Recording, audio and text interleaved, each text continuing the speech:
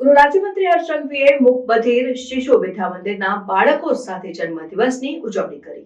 ગૃહ રાજ્યમંત્રી હર્ષ સંઘવીએ પોતાના જન્મદિવસની ઉજવણી મૂક બધિર શિશુ વિદ્યા મંદિરના બાળકો સાથે કરી। આ પ્રસંગે આનંદ અને હૃદયસ્પર્શી સંવાદો સાથે સંઘવીએ બાળકો સાથે ગુણવત્તાવાળો સમય વિતાવ્યો, જે તેમના ખાસ દિવસને વધુ યાદગાર બનાવ્યો।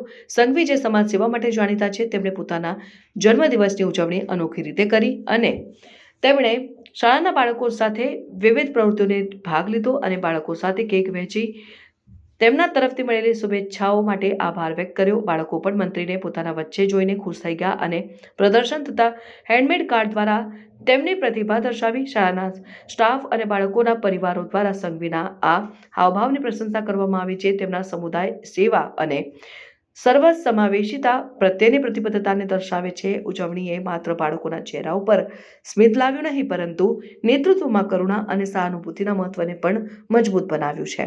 સંઘવીની પહેલ એ દર્શાવે છે કે નેતાઓ કેવી રીતે તેમની સેવા કરતા લોકોના જીવન ઉપર સકારાત્મક અસર કરી શકે છે।